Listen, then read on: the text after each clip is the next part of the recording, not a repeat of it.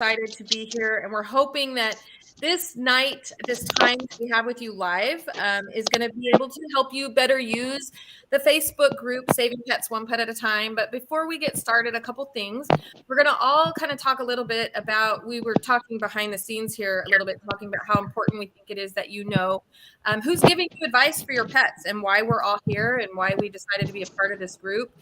So I'm Carrie Hyde. I am one of the admins for Saving Pets, and I am a certified pet nutritionist, a groomer, and I run a boarding and daycare facility. I've worked with animals for 40 years.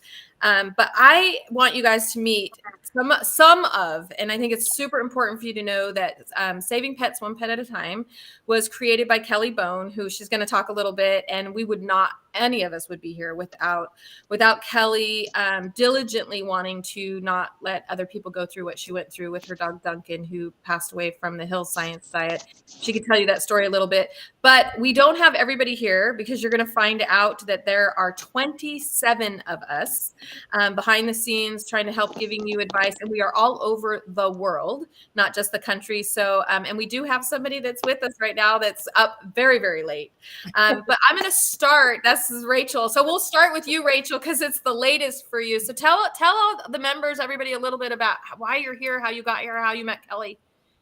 I met Kelly, I think, through one of the groups, and I think she approached me and said, I like your information. I like what you know.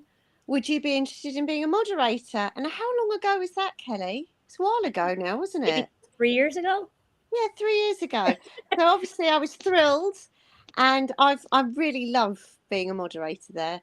I am a pet owner who was totally clueless when I got this puppy. And I remember getting her and looking at her and thinking, well, now what? I don't know what I'm doing. So I followed the advice of, breed groups and stuff to find that, I was feeding kibble that everyone told me to feed. Dog didn't like it. Dog started developing problems. And, we did the Brevecto, over vaccinated. I spayed too young, which I can't undo. And we did have a rough few years with her, and it was very upsetting to see. And I fought really hard not to go down that, steroid route. And I discovered someone else in another group who reached out to me. Sometimes I believe your paths should cross. And I met Patricia Gethin, who unfortunately has passed away. She was the Raw and Holistic Dog founder. And she personally handheld me for my Raw journey. She taught me a lot about holistic care and herbs and supplements. And she was the foundation of starting me off with my love and passion for this. And now, 4 years, it took me 4 years to unwind some of the damage that I had exposed Winnie to. And we're through it. So I know natural healing can help. It's not for the faint-hearted. And it's easy to throw the towel in for some people because they're not seeing results quick enough. But the body needs to heal. And I love learning, and I love going to the seminars and meeting like Dr. Dick Thompson and Dr. Connor Brady. I love researching the articles and the studies they provide. I love looking into products. I've become quite passionate about how to read and decipher a label, where things are sourced, the transparency on products. It's become a real passion, and I do love it. I really do love it. And the reason I do this is because not only am I passionate about the topic and the subject and how to help dogs, I'd like to reach out to someone who very much like how Patricia did with myself, and it's never left me. Pay it forward, She started me on my journey, and if I can help someone else the way she helped me, then it's a credit to her. Yeah.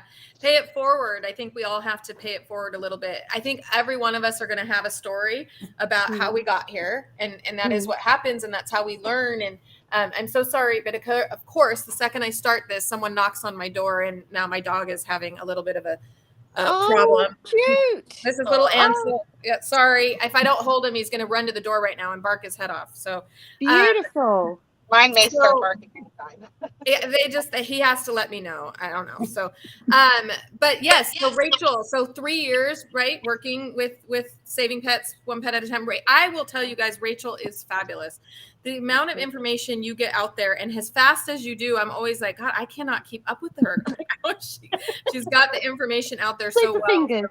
Everything's stored on this phone. I've got thousands of notes for quick referral, because you do find yourself repeating things, and you need, the search function is great, and it's coming quite handy. And because I'm not licensed or anything, or I'm not qualified in anything, everyone keeps telling me to go and do the courses and get qualified, qualified. And it's something I haven't put down in the past. But the reason I use other people's info and stuff like that is because I prefer to use someone who is qualified, because the amount of people in the wrong groups who are not liking being told some of this stuff, they're saying, well, why would I trust somebody on Facebook, and I'll trust my vet. So that way I feel like I need to back myself up with accredited people, or put a disclaimer on, by the way, I'm not a vet, this is just some basic guidance, please do your own research, or please go to, and I link as many professionals that I can help them with, or source, because, I don't want it turning around and biting me on the bum legally, sort of thing. Right. And I do have to put a disclaimer on most things in some groups to say I'm not a vet, but here's some information, do your own research and go and see somebody like this with it. And then if I'm giving information, I'll try and do it from, Nick and Connor, that they're all over these cited studies, to prove. So you do. And when people say to me, oh, that's just your opinion, I kind of have to bite my tongue. Listen, this is a little more than just my opinion. Here you go. Yeah. But it's that thing with the right mindset. Yeah, getting the backup, and we have lots of backup, so we're fine with the backup. So, so let's go, Kelly. So tell us a little bit, how this all got started. Why are we here? Right. Very quickly, I have to go take care of a dog issue in the other room. I'll be right back. Okay, thank you. We all understand that. Yes. Hi, everybody. My name's Kelly Bone, and in January 2019. I found out, well, my dog, Duncan, he's a Lhasa Bichon, and he was a service dog for me for seizures. And he started getting very, very sick. And over a 3-day period, got extremely sick and was shaking. He lost 50% of his body weight. He was having seizures, frothing at the mouth.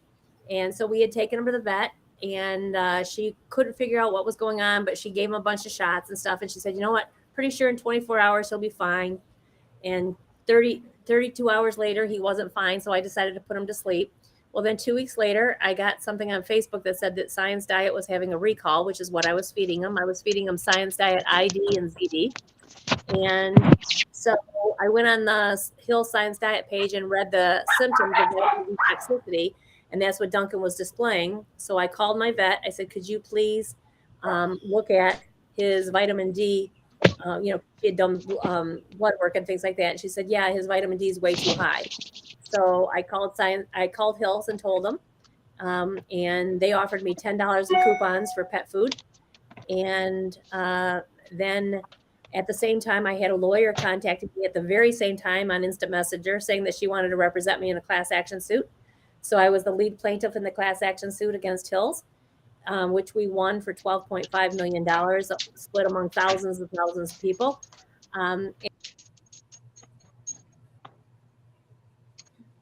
Kelly froze for you. You froze a little bit, Kelly. Are you there? Yep. Can you hear me? Okay. Yeah. I think the last thing we got is that you won the $12.5 million. Yes. So then what happened was, during that time frame, I was worried about other dogs passing away. So I put notes out on Facebook to every buy, sell, trade group, every group I could find that was a public group. I put it out there. I said, this is what's going on. She's freezing a little bit. You're freezing, Kelly. Oh, still there? Yep. Okay. Yep. So within on Facebook. So once I put those out there, I had 12,000 messages in my mailbox within 36 hours or 24 hours. 12,000? 12,000.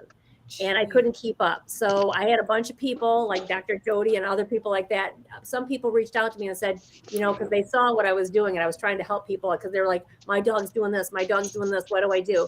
Well, I had a lot of really nice vets reach out to me and saying, hey, you know, yes, this is a bad problem. Here's what we suggest. So I was trying to cut and paste and tell people what to do.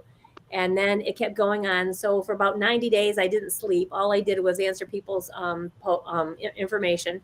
And then finally someone said, you know, I hate to say this, but why don't you just start your own group? I'm like, well, I'm not qualified. Yeah, we often do that. We're not qualified. Right. So I started the group and Dr. Jody joined fairly quickly. And, you know, there's several people who joined very quickly and helped me. And, you know, of course, I'm a voracious reader. I study a lot. And so back then I was doing a lot of reading. I was listening to everything people were teaching me and stuff like that. I attended a lot of pet conferences. And so I learned a lot. So I thought, you know what, we can do this. We're going to start this. And at first it was going to be, I hate to say this, it was like, I hate hills. I'm going to get hills. It's not about that. It's about trying to get all of you to take a step up the nutritional ladder and do the best that you can for your dog within your financial means. And if, you know, some people will never, ever decide not to feed kibble, which, you know, we think raw food is the best. Yeah, and get you to put some fresh toppers on it and things like that. Yeah. And then we've expanded it to include health. So, you know, we're focused on spaying and neutering, vaccinations and things like that. And we've been very, very fortunate because I've got a lot of good moderators, and we were really lucky because we've got Dr. Jody, we've got Dr. Judy Morgan, we've got Barbara Fox, Josie Bug, and Erica Hale, and Dr. Koger. Dr. Lori Koger as moderators for us. Now, we don't expect them to weigh in every single day because they're busy with their practices and things like that. However, if it's something that one of us feels that we can't handle, then we will tag them and ask them. And just so everybody knows, they are available.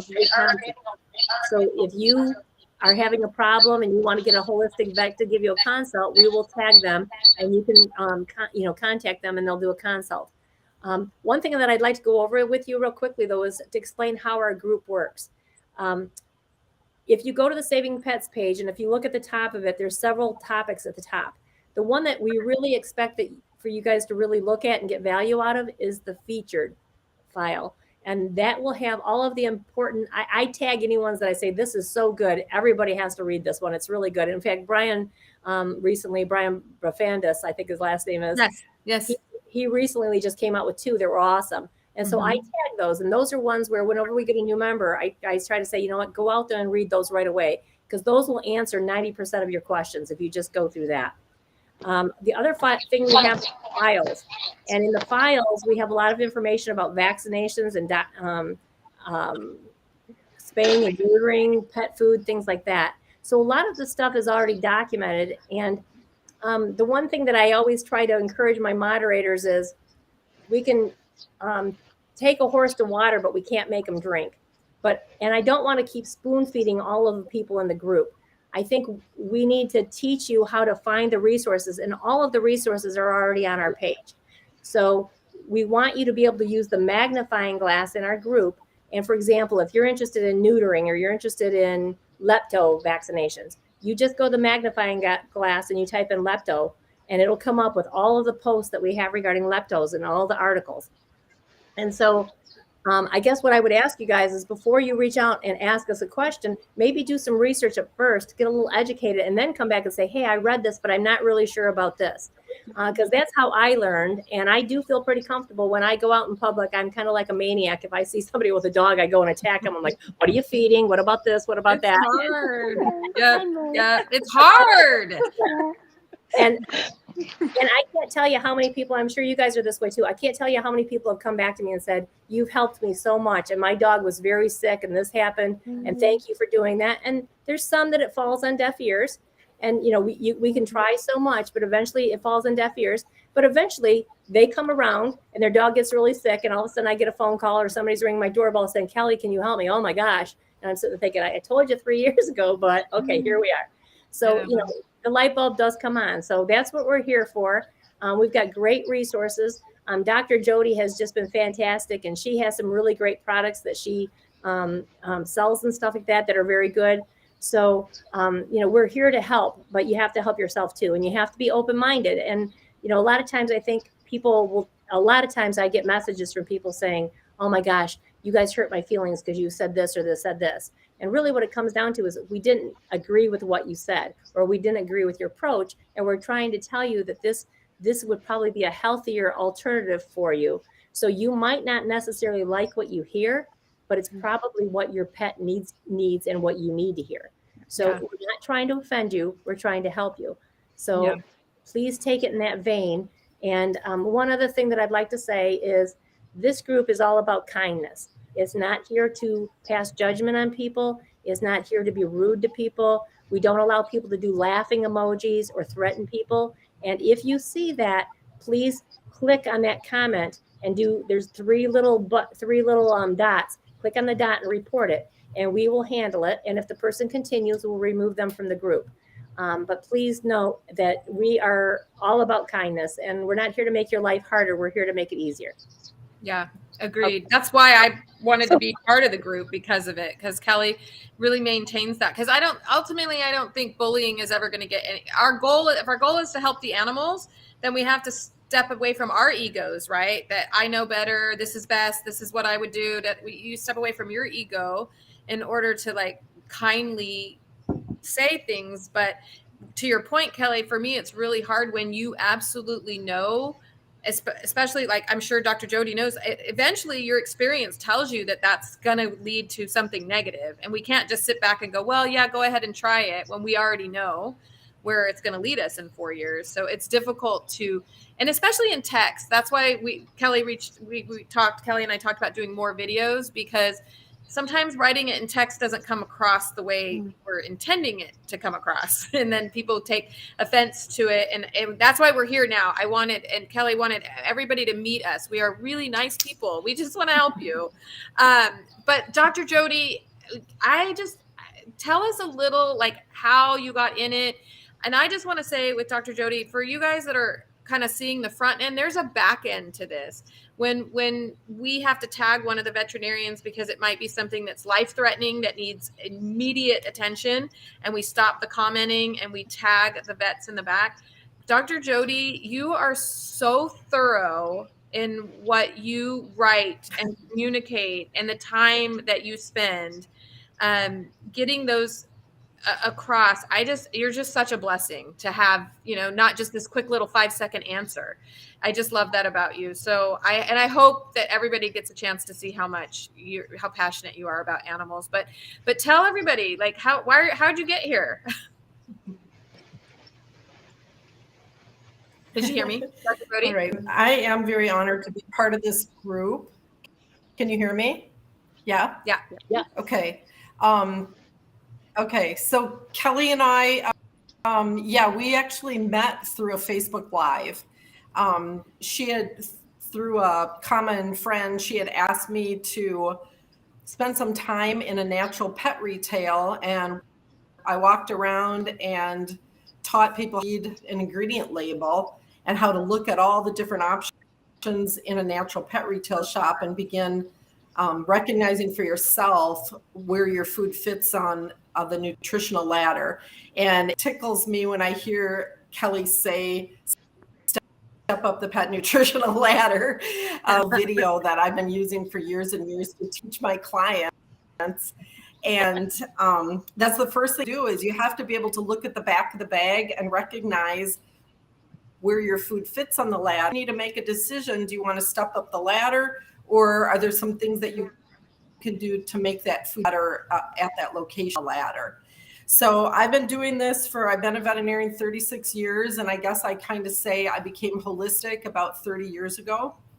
And it's been a long journey. I'm still learning all the time, but I guess I thank God every day that my mind was open to listen to clients and to technicians that crossed my path that were feeding raw food and that knew what a titer test was and things like that got me to open up my mind and change, because the universities are still graduating exactly the same students as they did years ago. Nothing's changed as far as how they're teaching nutrition and how they're promoting over vaccinating.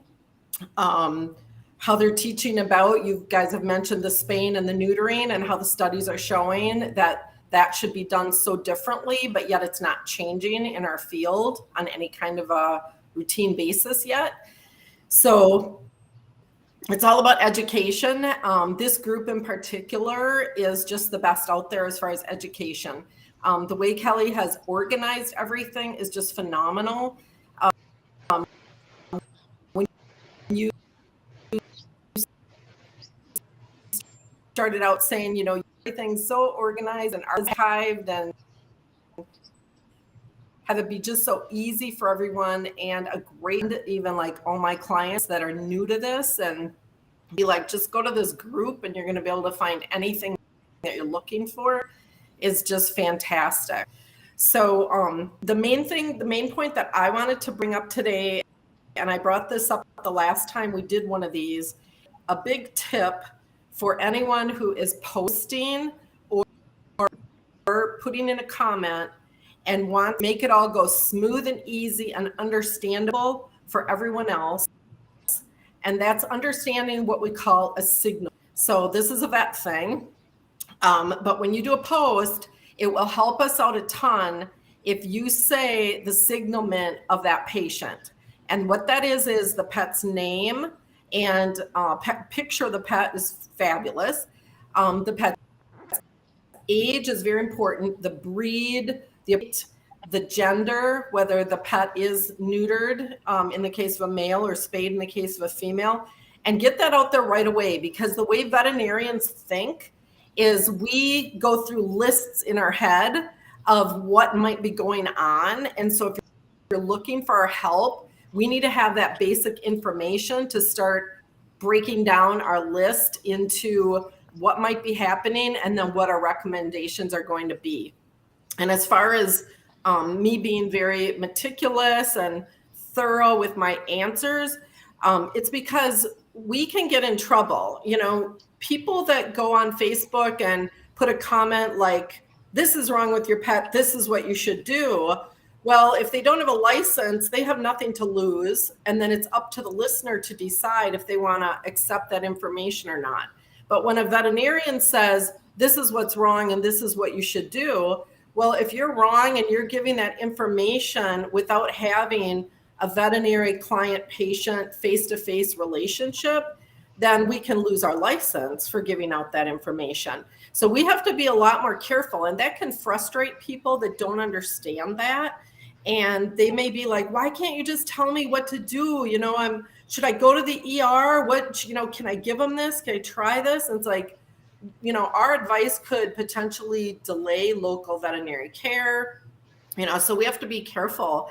And that's why so often we have to say, you know, it's not about, you know, making a few bucks on doing a consult. It's more about, you know, we have to do a consult so that we get all the complete information so that we can look over the record, see what's already been ruled out, what specifically you're feeding, what the supplements are, what the medications are. So the more information you can share, the better help that we're all going to be able to be. So I guess that's my main take home when it comes to doing posts and comments and things. No, I think it's great because it saves so much time. And I know people know I'm constantly asking for pictures and videos and to gather all of that information. I just did that post about somebody who posted about a tumor and it turned out to be a tick. And it was through a question I had to get to because this dog's going to go, like, it doesn't have a tumor. But what you see all the responses, because a lot of times our brains, if you're not trained in it, assume that the pet parent is correct in their assumption of what it is. And then we go off of that. So it's something, but you're right. All of that information is going to make it go quicker. If we already know that assessment, male, female, age, breed, you know, all of that stuff, then the timing of what information you're getting, and sometimes timing is of the essence, right?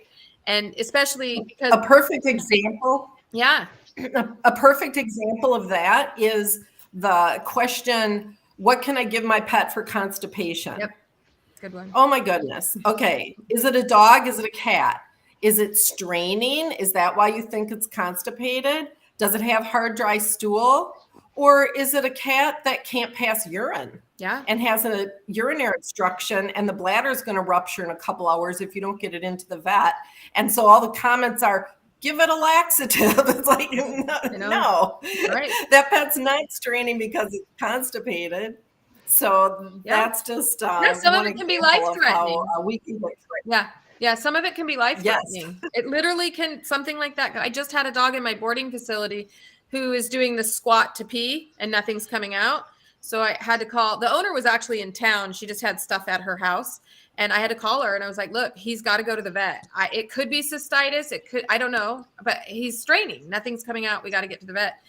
Those things are serious. We can't just be like, oh yeah, give him a whatever, it's that's why Kelly has put this group together. So great is that I think we all are aware, whether we're a veterinarian or we have the background or the history, or we had a pet die from it. We're all very aware of our limitations, not just because we're not a vet, but even the vets know their limitations. If the veterinarian doesn't have access to the x-rays, to the blood work, to this, what are they supposed to do? And they do have to protect their license. And that's a good thing. You don't want someone out there just throwing everything out there and information. So, but we're going to move a little bit for, so go ahead, Kelly.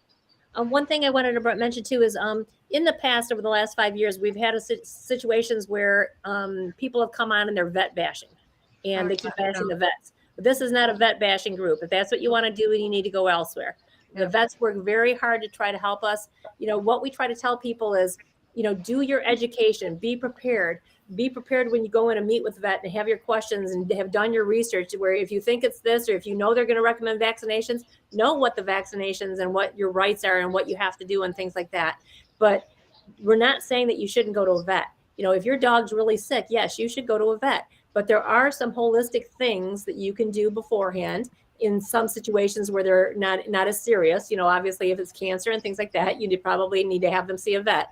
But this is not a vet bashing group. So if people are joining and they're planning on doing that, please leave, because we're not going to allow that. Yeah. Well, Dr. Jody brings up the best point about that, is that veterinarians are still graduating from vet school, learning stuff from way back. Mm-hmm. So it's not, I always tell people, it's not your vet. It's what the vet schools are teaching. It's not your vet. They're learning, and they're paying a lot of money, and they spend a lot of years going through vet school, and they've learned some great stuff. But sometimes, like Dr. Jody says, they have to have an open mind to listen to someone who's gone further along in their journey, right? So it's not the vets. And that's also why I'm here, because I won't vet bash. I just won't do it. So I've gotten frustrated with some vets before, but I won't vet bash. I think it really pays to be, as an owner, I know I spent some time getting on the phone and ringing lots of vets and saying, do you support raw feeding? And I was just asking the receptionist this, and I spoke to about 15 or 20, and those that were saying, no, then I knew not to register there. And I thought it would be easier to deal with these people who would support me and not try and talk me out of raw feeding. And I also make it very clear at the vets that, I'm rather holistic and stuff like that. Please don't be trying to put her on Epical, or we don't need chemical flea or tick or worm. So they actually know. And it makes it a better experience if you're in a like-minded vet who will support you and not challenge you on things and your beliefs, rather than railroading you into things. I'm actually with 3 vets. There's one emergency out of hours. There's one around the corner. They do support me with raw feeding. And then I've got a holistic one, which is a little while away. But it does pay to be in the right vet. And if your vet isn't supporting you, then it's quite simple. Find one that does. And it makes things so much easier, because you can work with the vet will work with you. It's better for the dog. It's a calming situation to be in, rather than thinking, oh God, I'm dreading going to the vet because I know they're going to tell me to get on this prescription food. It needs these, just automatic, put them on antibiotics for everything, even though it's all idiopathically, It just helps be in the right practice. Who will work with you? Yeah. What I'd like to say. Linda, I think you've been part of the group for a while, but I think you're one of the newer of our moderators. And I had no idea that we basically have the same dog. Yeah, you do. I'm like, look we have the same. Yeah. Faith was fussing. I'm in the bedroom because I couldn't use my computer, and she was outside the door doing this almost inaudible whine that just like is an earworm. And I was like, okay, you're coming. And the other two are in here. They didn't care. But my journey is, I'm one of the newest moderators, but my journey is probably the longest, but I don't want to go into it all, right? But it started back in the early 90s when I was kind of your classic good dog mom, cat mom, and I went to the vet every year. And when they sent the cards around and I got the vaccinations, and when there was a new vaccination, I was so excited. And the very first time I think that something seemed a little amiss was I had 3 cats, and there were some urinary issues, and I went to my vet and he put them all on Hill's CD. And within a fairly short period of time, they were gaining weight and their fur was looking dull. And I just thought, well, that's kind of stupid. It's expensive. Forget it. So I went off of that, but it's kind of for me, it was a very long journey because it was pre-internet days. And so, I mean, I literally was finding books, magazine articles, newsletters, talking to people in health food stores. I never even heard the phrase holistic vet till, probably 20 plus years ago. Wow. And so I was just on this journey. I just kept thinking there's got to be something different, but better. I don't know what. And I was feeding in the early days in the 70s and 80s, I was feeding grocery store kibble and canned. But then I found out about better kibble and canned and went that route. And then at some point I became aware of raw, but that seemed kind of extreme. And I didn't know how you would do that. I mean, how much hamburger do you buy? And so, right. But it was just, I think I talk to people and I pick brains. And if anybody seems to know something, it's like, what do you know? What's your background? And so fast forward, I'm going to skip a whole bunch of stuff, but I reduced vaccinations and all these things. Well, I am a T-Touch practitioner, and I work with some positive reinforcement dog training facilities, and one of them developed a program for reactive dogs around what I do. And they work with them at the facility. I go to their homes. I see their lives and I see the environment. And I was the one who started getting to know these people. And at some point I tumbled to the fact that literally every freaking client in the reactive dog program was feeding 100% kibble.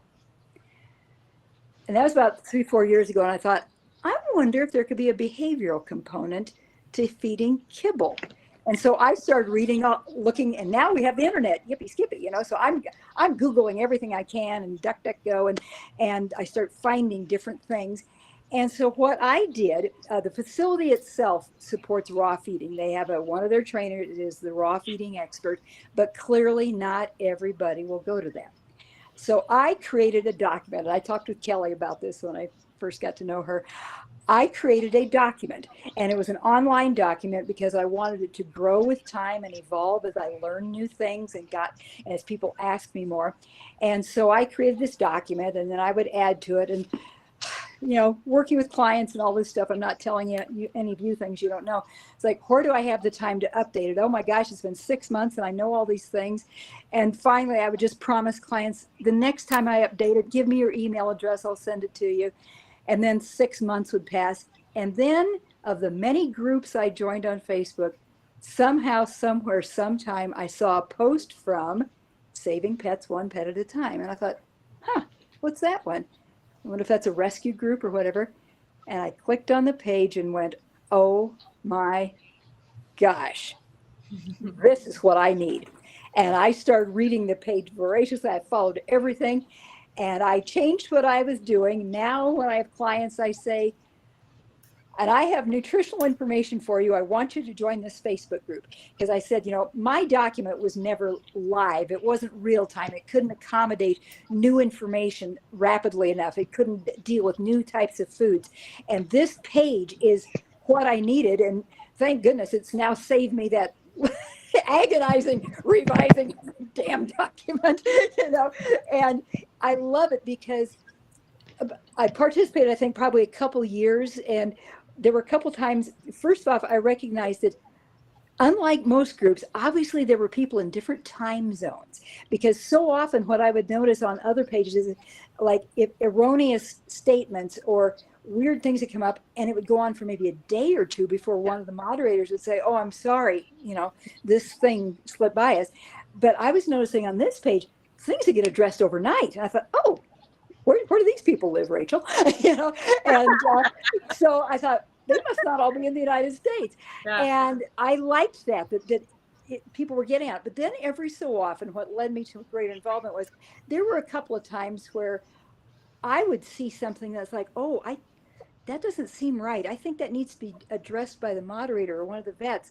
And one of the times it didn't happen. So I took a chance and I messaged Kelly. I didn't want to intrude, but I said, "I think somebody needs to look at this because it doesn't seem right."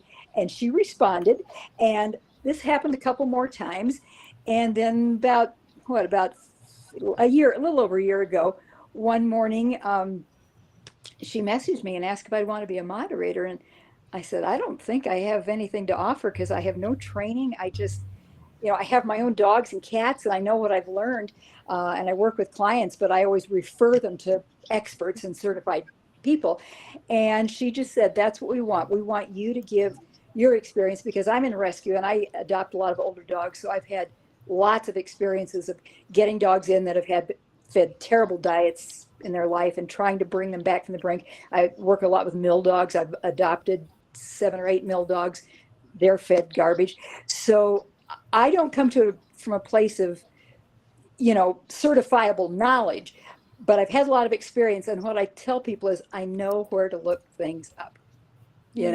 I know who to ask. If I don't know, I have a pretty good idea of where I can find out.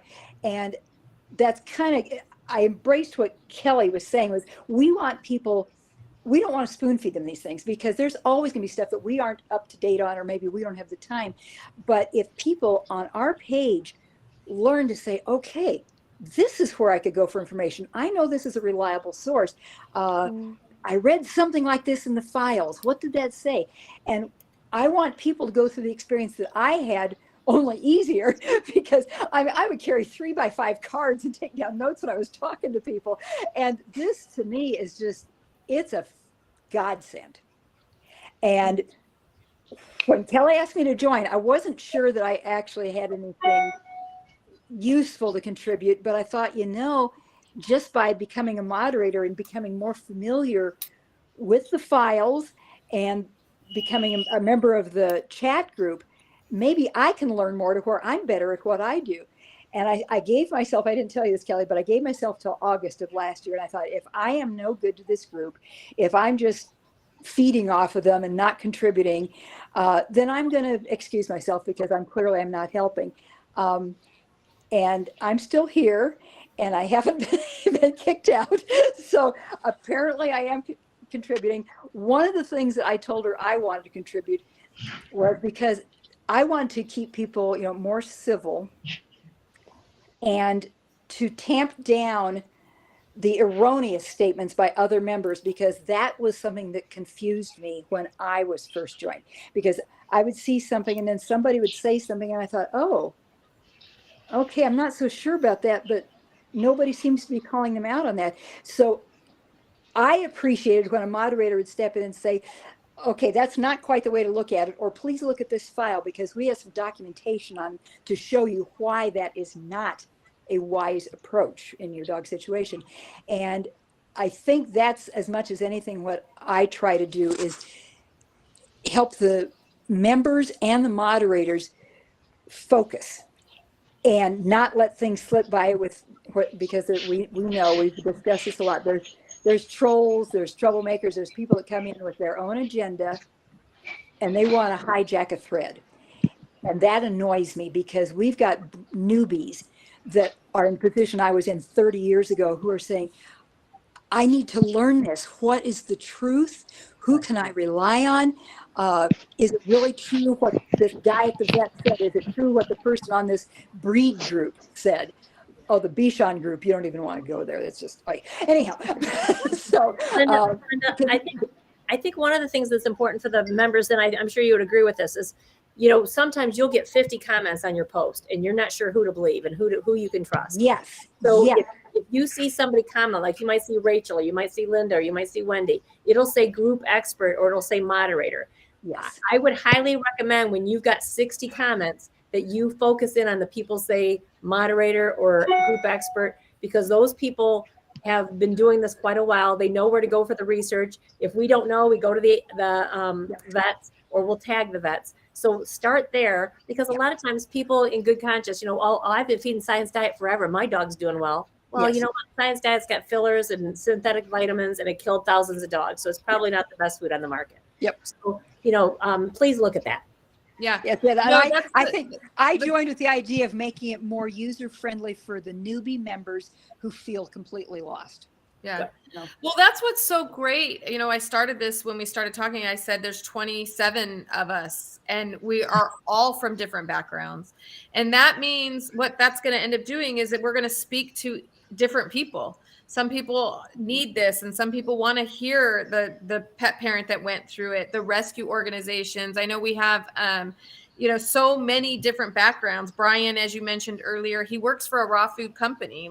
He's formulating diets, he's putting together diets, and we have Sean Zier, who's a CBD mushroom expert. We have so many variations. We have pet parents, we have veterinarians, it's all kind of right in this nice little box that Kelly created, right? And and that, I think, is one of the problems, not to harp on other Facebook groups. That's not why we're here, but I do caution people, if there's one admin, you're getting one opinion, and it can be really, really dangerous. So you have to be really careful, because that one admin would just delete anything that she disagrees with, and it could still be very valuable information, or it could be really horrible information. So, but we do. And because, to your point, Linda, right, we're all over the world. So you could potentially post something at 2 a.m. California time, and Rachel's going to pick it up because she just woke up. Right? And vice versa. Yeah.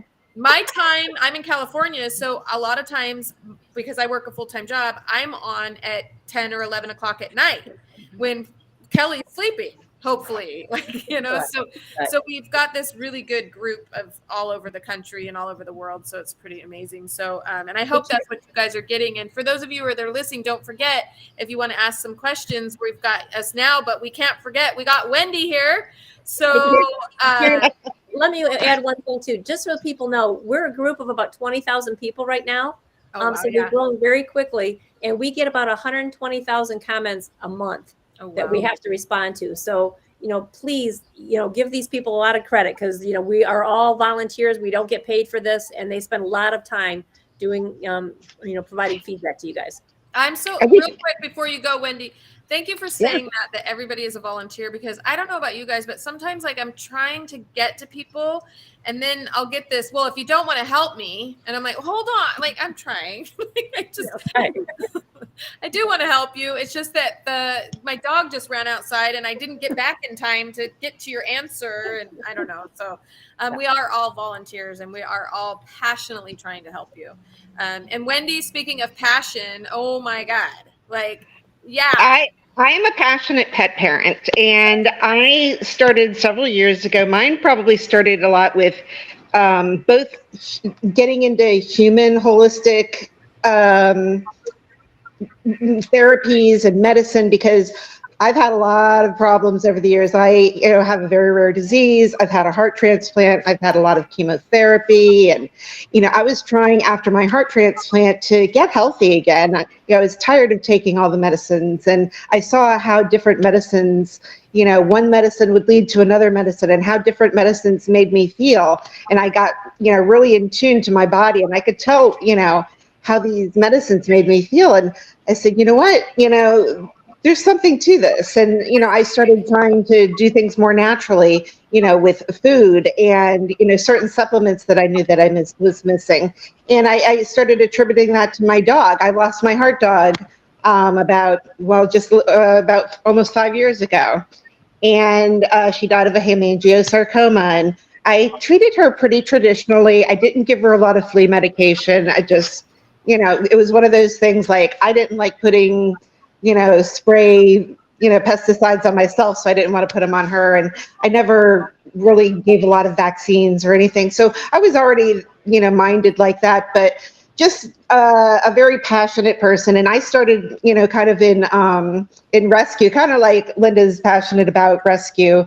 I was passionate about, I like poodles and doodles. I've had a couple of them the past few years. I see how how they've been misbred over the past few years, especially. And so I started a page a few years ago. It's called Doodles and Poodles Rescue and Rehome Network.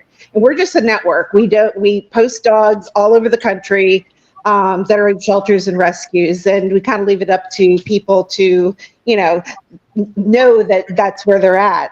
And we would get a lot of people that would say, "Hey, I just adopted a dog and it's got this issue," and I was like, "Oh, okay. So let me address that." And met a lot of different people with way more experience and knowledge than me, and they kind of mentored me. I'm also an admin on a poodle and doodle, a poodle holistic group, and I'm also an admin on a cancer group, and it's all holistic. And I've asked Jody several questions many times. I talked to Judy Morgan about this, and I go to all the right places, and I use, our page. I will go, and if I'm not an expert on, let's say, Lyme disease, I don't really have any experience with it, I will go and put Lyme into our search engine, and I can come up with some articles. So at least I feel like I can help somebody if they have a question there, if it's not in my wheelhouse. But again, just a passionate pet parent, who's got a lot of time on her hands to research and find out and to help people. That's my passion. And like Linda, having kindness, and everybody starts somewhere. You don't know what you don't know, and a lot of times until something bad happens is when you really start to understand where you went wrong. Yeah. I think that's. And I'm from North Carolina. I saw somebody say, aside from California, I'm from North Carolina. Yeah. And where are you, Linda? Colorado, near Colorado Springs. Colorado. And Dr. Jody, you're. I'm in Arizona now, but I was in Wisconsin for 30 years. Okay. And then Kelly, you're in Florida. I'm in Florida. And Rachel? I'm in the southeast of England, in Kent. Yeah, we have, you can help me out, Kelly. I know we have Canada. Yes, we've got Canada. Trying to think of them all. We got another Colorado.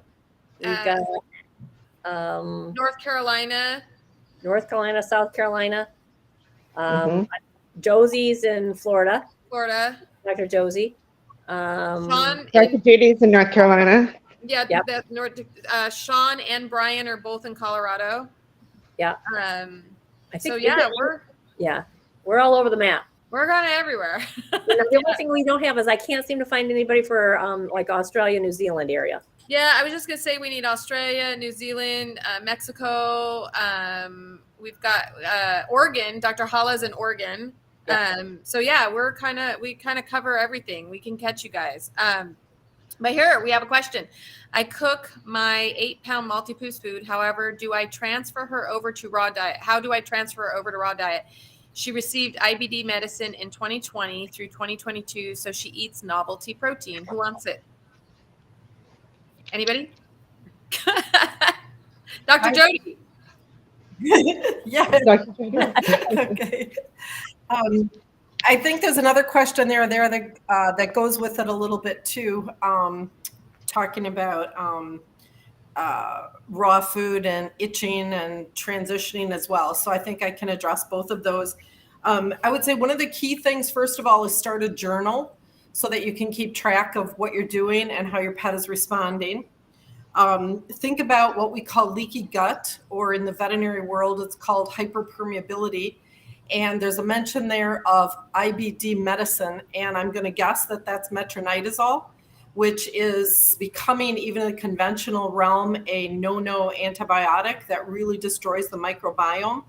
So transitioning can be difficult when the gut health is already all messed up. So you want to begin by helping that out with a variety of probiotics. For people that say, well, I tried a probiotic for 5 years and it never worked, it doesn't make sense to just take one antibiotic or one probiotic over and over and over. Think of it as seeding the garden. To put in a variety of seeds, a variety of probiotics. One of the favorites in my practice is a blend of sprouted seeds. And so sprouted seeds provide quite an array of whole food sourced vitamins, minerals, enzymes, and something like 16 to 17 billion probiotics. So right away you can start with that and mix a little bit in with the current food. Usually a gradual transition is what's best if you want to minimize a cleanse. The first thing to understand, though, is that when you transition to new food, whether it's better, the same, or even worse, and you get diarrhea, that isn't necessarily new food. It's because you're providing different nutrients and you're letting the body cleanse, which a lot of us do, and is a good, so long as it's controlled. Nobody wants their dog to have diarrhea all over the house. Right. Are you there? You're freezing up. Can you hear us, Dr. Jody? So raw food, it doesn't blend. Individuals, a gradual transition actually doesn't work very well. And so then I say, you need to go cold turkey and just switch over. What happens is when it's not going well, people fall back to the old and they say, oh, I couldn't do raw food. When they should just fall forward, forget the kibble and move on to that raw food. The other thing that I find is a huge error when you're transitioning, and especially when it's to raw food, which is thawed and cold, is that repetitive cold food can do what we call damaging stomach yin. So if you're into the Asian food therapy philosophy, you know that if you go to lunch with an Asian, they're going to maybe be drinking a warm tea and you're going to be drinking an ice cold soda, hopefully not. But then you're going to wonder why you have a tummy ache and they're going to be just fine. Well, it doesn't make sense to dump that coldness into the warm stomach, especially on a repetitive basis. So once in a while, we all like a little bit of ice cream, but you shouldn't be giving your pet cold food day after day after day. And so I hear all the time that initially my dog loved raw food, and after a couple of weeks, he just quit. And right away I ask, oh, were you feeding it cold? And they're like, yeah, he liked it. I'm like, yeah, but not every single day. So you need to, when you think about it, I learned so much from so many different experts, and it became difficult to know which expert to listen to. So I always try to take myself back to nature. How would they, if they were eating a fresh, species appropriate, prey concept, raw diet in nature, it's going to be fresh and uncooked, but it's not going to be cold. But at the same time, you can't heat the meat. So you need to add something hot to it, whether it's hot water, hot bone broth, hot veggie, a dollop of hot pumpkin. And there you're mimicking the warmness that's in the stomach of the prey. So, you know, you can piece these meals together. You can utilize commercial raw food, which is super easy. I recommend that, especially for newbies before you start trying to home prepare, because that's just a little bit more complicated. But try to mimic what you think is happening out in nature. Make sure the meals are warmish. And in most cases, just do it real gradual. Keep a journal and pay attention to what you're doing and how your pet's responding. And that, folks, is why you want to sign up for a consultation with Dr. Jody, because she will cover everything you like. She's thinking before you're thinking. And then you're like, oh, yeah. Oh, well, yeah. Yeah. Oh, yeah. Oh, yeah. And it just goes on and on like that. I would add I just want to add one little thing, which is the other thing I like about our group is you'll see us constantly adding. And Kelly's always like, you guys were overwhelming them, because we're always like pile on top of pile on top of a pile. And we don't want to do that. But then when I look at the 9-month-old, this is something I harp on a lot, is that we take our puppies and we're often feeding them 3 times a day. And then as they start to get closer to that 1 year mark, they start to not wanting to eat as much. And then people think that is that they don't like it.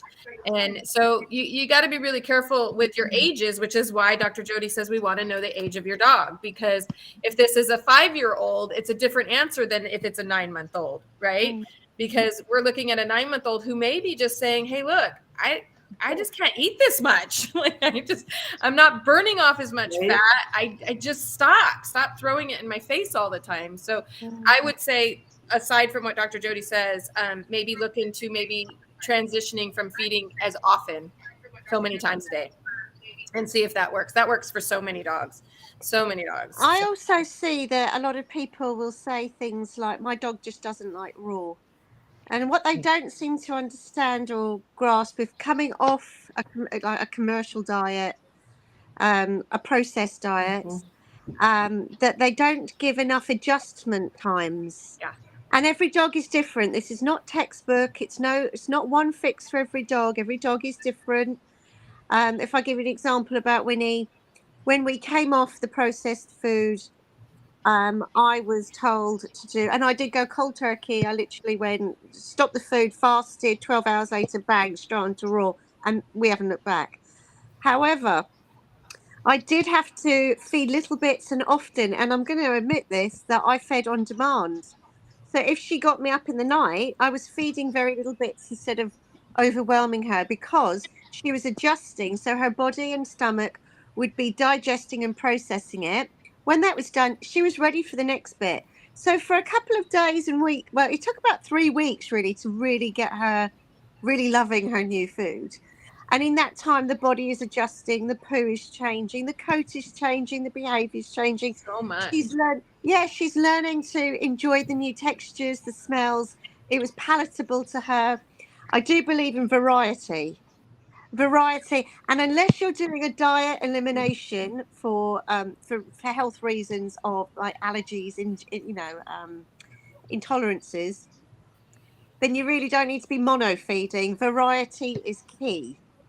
And you know what? It's not just about the nutrition. They should really be enjoying their eating experience. Yes. They really need to, I know that Winnie likes, sometimes I feed a raw complete. And then sometimes if she's getting a bit bored, she loves nothing more than a nice rustic, DIY, a bit of this and a chunk of that. And, she loves that. She loves to have it. It would be the equivalent of us eating the same food day in, day out. How boring would that be? And I also believe a lot in self-selection, where if the body needs it, the body will go to that. Yeah. And if it has too much of something, you know what? If Winnie leaves it, I think, right, well, your body doesn't need it. You either don't like it or you don't need it. That's fine. And I don't stress about it. I do not stress about, oh, she hasn't eaten this. I've got to get, she will not eat raw oily fish. And I notice she rubs her muzzle a lot. And if she doesn't eat it, then, I'm not going to force it. So I have to find other ways to boost that omega-3 that she might need and stuff. So, yeah, that's just my thoughts there. Yeah, it is, though. It's when you think about letting them self-select, right? They know more than we're ever going to know. Like they're just, I feel like with us, we have instincts too. It's just that our emotions and social media gets in the way, and we start going, well, I don't know what my neighbor thinks. All that jumbo gets in our mind when we have our intuition and our instincts tell us what we want. But our animals don't care what the neighbor thinks about them. They rely only on their instincts for what their bodies need and want and desire. And sometimes behaviorally we can adjust that, right? Because we put kibble in front of them and they become addicted to the kibble and they think that is food. Their brain starts to think that it's like heroin. I always tell my clients, it's very much like heroin. And you take heroin to a heroin addict and food that they haven't had in 3 days, they will choose the heroin because their brain tells them that's what I survive on. And so when you get these animals who we're trying to take them off of the kibble heroin, so to speak, they look at what should be their natural diet, raw meat. And they're like, oh no, I don't know what that is. And people think it's because they don't like it. It's not because they don't like it. It's because they don't recognize it as a food source, as a life source, right? But how many times do we all see my dog doesn't like raw, it can't eat raw, and it doesn't like it? And I very often find that I see this time and time again. Within 2 weeks of going raw, they literally think, oh, this isn't working. Haven't given enough adjustment period times or the body Transition to because- adjust or purge. Sorry. Is there a timing thing there? Sorry. No. I think someone was saying something. We're having a little difficulty. Oh, sorry. There's lots of freezing I up I can going listen to on. you forever, Rachel. I do find though that some people throw the towel in a little bit too early. Yeah. And we see we see this a lot, oh, I tried it, didn't work. But sometimes you've got to have that leap of faith. Yeah. And this is where you need your support. I think when I first started with Patricia Gethin in her group, she actually started to offer like a buddy program. So that person was then becoming like a dedicated, devoted, she's not eating today, I'm freaking out what to do. That actually worked quite well. And it gets you through that interim period of, and having that person to reach out to. And all too often I do find people saying, I did it for 2 weeks, they just wouldn't eat it. But in that time, the body takes so long to adjust and purge. Purge? And they do purge, and then they just throw the towel in and revert back to the old food, undoing all those changes and the healing that was starting to happen. We see it so often, don't we? Well, I had a case just a couple months ago with a dog that I switched onto small batch, which is one of my favorite foods. And the dog got diarrhea and she panicked. And I get that. I do understand that they're not where we are. And so it's scary when your dog is having these problems. And she went to the veterinarian. But to your point, I think we can all agree having that support from the right veterinarian matters, because it changes how that exam is going to go. Because as soon as that veterinarian found out that she was feeding a raw diet, he immediately did an ultrasound. He found bone inside the intestines, and then that's how he presented it to her, as if that bone was this going to kill her dog. And so, I mean, it set her down a really scary path and a really not so nice phone call to me. Suggested a food that's going to kill her dog. And when all was said and done, she says, well, then what do you think it is? And I said, I think your dog is either purging or transitioning. And I think what your vet is going to find is there's nothing wrong with your dog, and you will have paid a lot of money for a vet bill. And we just needed to give her more time. And that is what happened.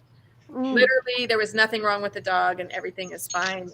But it's getting that right. Like if you're going to transition onto a raw diet, you really should have the support of a veterinarian, at least, through our group, or if you don't have, because that's one of our problems, right? As our group, we have these amazing holistic veterinarians, but if you're in, I don't know, Arkansas, and I don't know why I picked Arkansas. I'm trying to pick one that nobody's in, and we don't have a holistic vet in your town. Where are you now, right? So get a consultation with one of our holistic vets so we can do that. So there's some support there. So it's difficult. I think that's one of our biggest struggles is they get the question, they put out their questions to us, we give our answers, and then something happens, and then they end up at the vet that is against everything we're saying, and that would start all over again. So, but that's why Dr. Jody and Dr. Morgan, Dr. Holla, I think everybody, don't all of our vets do consultation? Yes, they do. Yeah. So anyway, I just am so thankful that we're all here. We are going to wrap this up because we try to do this for about an hour, but Dr. Jody had just sent on the back end, that we should do this more often to try to get a little bit more of these out there. I'm on board for that, of us setting that up. We'll get together, and if everybody's on board, like I said, we have 27 of us, so hopefully we can get different people, different times.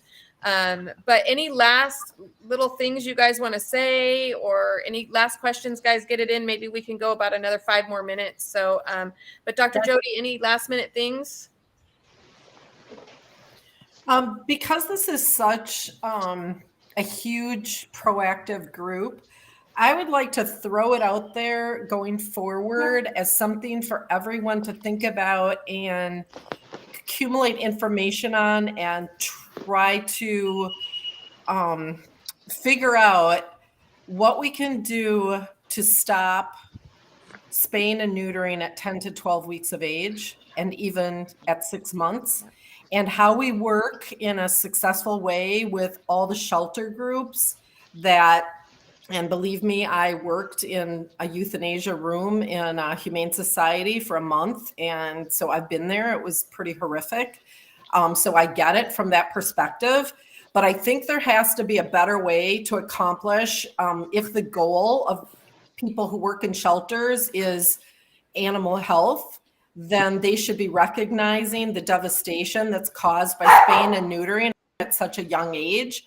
And there has to be a way to educate about that, and then also come up with a way for, responsibility in pet ownership and alleviating the overpopulation issue, but not causing devastating harm to all these puppies and kittens that are being spayed and neutered at way too young of an age. And so I think that would be a cool thing going forward for a group like this, since we're called Saving Pets One at a Time. And we're branching out into other topics other than the processed foods. I know it's a very controversial one.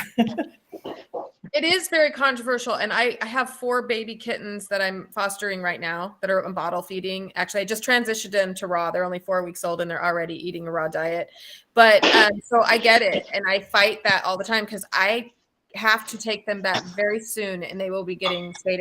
Well, they're all females. They're all going to be getting spayed. And I struggle. It's really hard. It's really, really hard. So, but you're right. That's where we have to go. We have to start getting that information out there. And I think, we can come up with doing this, once a month or once every week. We'll talk about it on the back end and we'll pick topics and we can kind of just bring those to the forefront. And that one is the really first one we can do. If we would stop doing that, imagine what the hormone system can do to help the health system, right?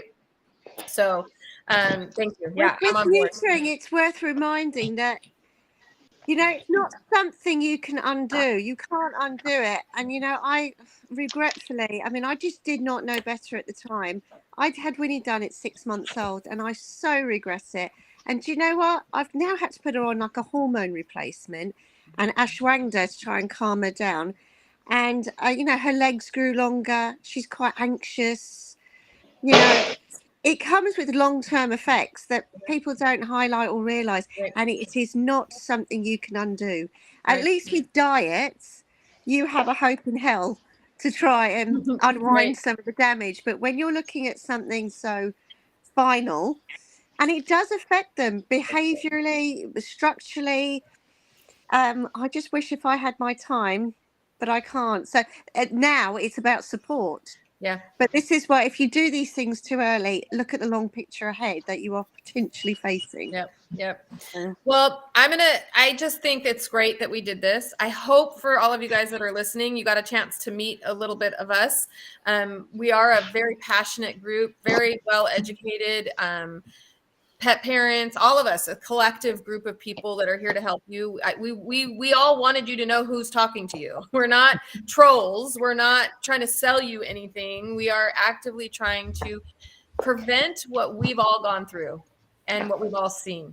And whether it's through rescue, whether it's through our own pet, I personally have had a dog die from flea and tick medication. So I'm so appreciative that this isn't just a group about nutrition, because nutrition's only one part of it. And so I just think it's great that you guys all came on and that we're all here. And I just glad it's like coming to a meeting for me when I get to meet people who get it. It's just like this wonderful, fabulous group of people who I can say things and not get, yelled at and whatever. So real quick, Linda, any last minute things that you want to throw out to the group? No, I'm really happy with the way this started, and I'd like to be responsive to, as things come up and people say, I'd like to know more about that. I think that would really enhance the good that we're doing with this page, Agreed. Wendy? I'm just really happy to be a part of this page. I see it do so much good. I am a part of so many different groups. Most of my Facebook feed is made up of different, breed groups and things like that. And, I'm constantly referring this page to people just to whatever, if it's about vaccines, if it's about diarrhea, because people get such bad information sometimes, really outdated information, or sometimes things that just are kind of dangerous, wives' tales and things Chicken like and that. rice. Chicken and Yeah. rice.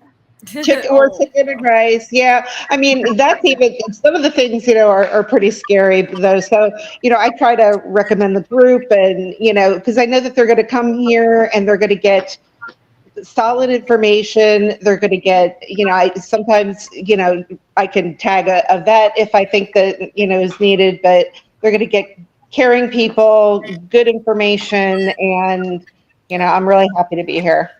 So I see a lot of questions coming up about spaying. So I'm just going to throw it out there that our next talk, if everybody's good, will be on spaying and neutering. Dr. Jody, good? Yeah. So we'll come up with it. I'm sorry we're not going to get to all the questions because I know everybody's up so late in their parts of the world. And so we're going to let you guys go. But thank you all for joining us. We will put together a talk for spaying and neutering. And I just want to just really quick just throw out a big thank you to Kelly Bone for really continuing this fight, even though Duncan has been gone for a few years now, and she still keeps this page going. And so I just want to thank Kelly Bone so much for providing this very valuable free information to you guys. And then all of you guys collectively. And of course, Lori is behind the scenes who's typing everything out for us right away. So it is a collective group, guys, and we're happy to have you be part of our members. So, and we will see you guys soon. We'll let you know, and we'll do a talk with spaying and neutering next. Okay. Thank you very much. It was Thank lovely. you. I really appreciate Great that. to see everyone.